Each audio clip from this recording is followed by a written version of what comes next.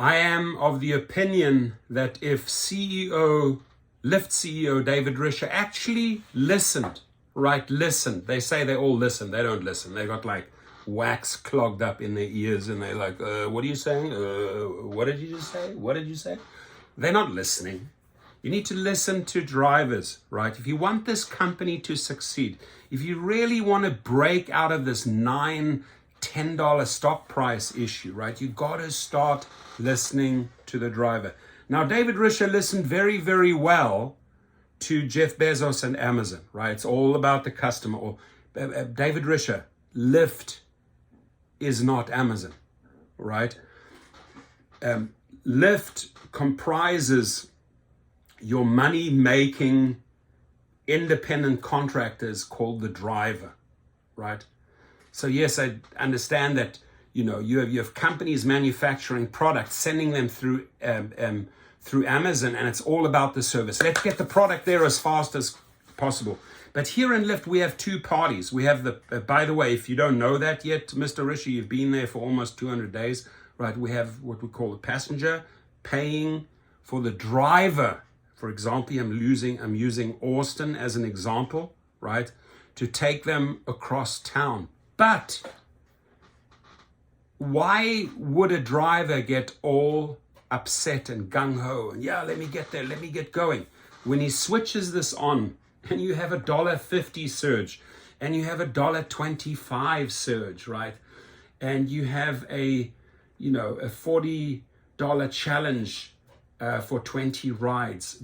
You're not getting drivers excited, right? Drivers get excited about one thing, David Risher, and you need them now more than ever because it's like mass exodus. They're all going across to Uber and you're losing the game. The media is reporting that the war between Uber and Lyft, David Risher is losing. And this is supposed to be the new hotshot, right? The new CEO that learned from Jeff Bezos.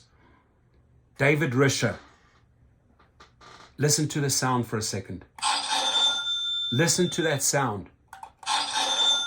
You know what this is, right? Yes, it's the dollar, right? And whether those passengers are paying euros in Europe or wherever it is, or South African rands in South Africa, or Swiss franc in Switzerland. The bottom line is, David Risher, what motivates your driver to get on the road and service Austin passengers? Yes, correct. It's money, right? And no driver should say, I'm doing this for the fun. I'm doing this for networking. This is a possibility of meeting new people. No, we're doing it for the money, ladies and gentlemen. Let's be honest. Even the YouTubers are all doing it for the cash, right? I'm having a lot of fun, but at the end of the day, after all the fun, I still want to be paid. This doesn't excite me, David Risher. This will not motivate me. You're throwing me a little $1.25 bone. Come here, service this area. Nah. Get the drivers back. So do everything in reverse. Everything that you're thinking of, Risher, do in reverse. Stop focusing on the passenger. Start focusing on the driver, right? Because if you keep the drivers happy, and you're maybe not making the exact same margin because you're actually paying them $5, $6, $10, nice, decent surges, right? But you get the drivers back on the road, and the moment the rider can see, oh my gosh, yes, there's a lot of Lyft drivers, I can get one in 2 minutes, right? They will automatically start following, right? They'll automatically start following because they don't have to sit around and wait.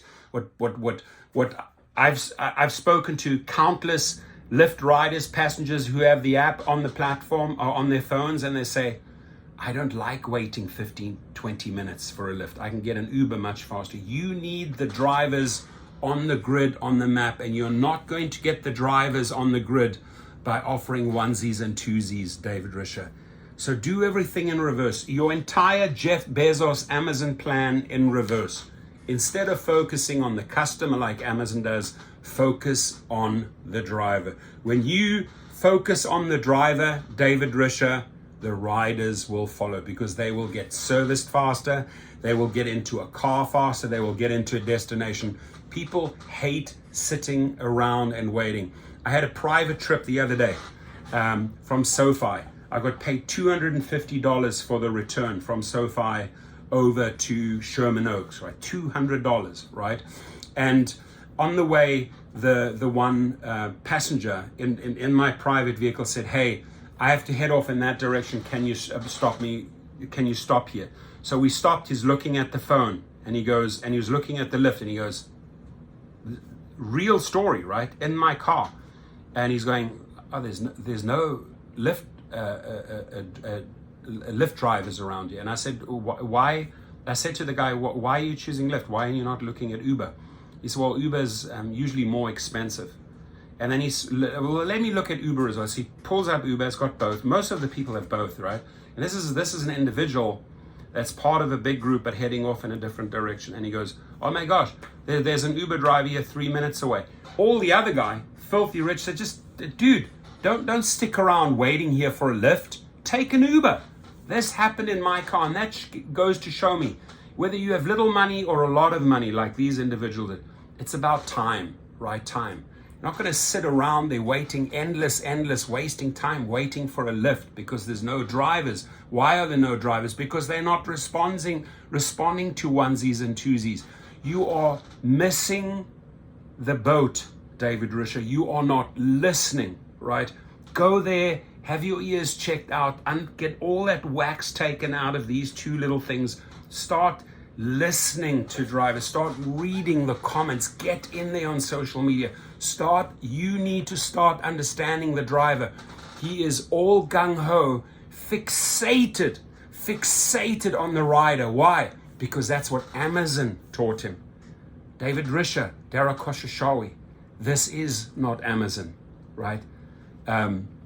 This is Uber and Lyft. And without the people that actually make you the money, there's enough passengers out there. There's enough. The public is so massive worldwide. There's enough.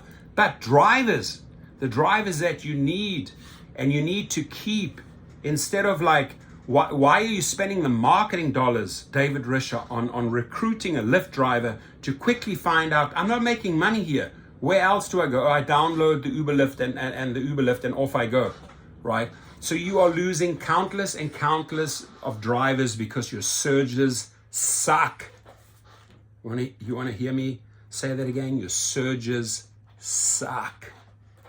Austin, Texas, great city, love it. My friend Senator Ellis is there. Been there many, many times. If I'm a driver there, I ain't gonna get motivated for $1.25. Hell no, David Risher. So just start listening to what drivers are telling you. I think I've given you a lot of good advice. By the way, I'm waiting for your legal department to cut the check. What are they waiting for? Oh, because you spent $38 million stealing from drivers in New York? So, let the rideshare professor wait a little longer. It's not going to help you in the long run. You're doing so much damage to your company. You're sitting on $10 stock price. Nothing has moved since David Risher. And I want the investor to understand, nothing has moved since David Risher took the captain's wheel. God bless you all. Please be safe, drivers.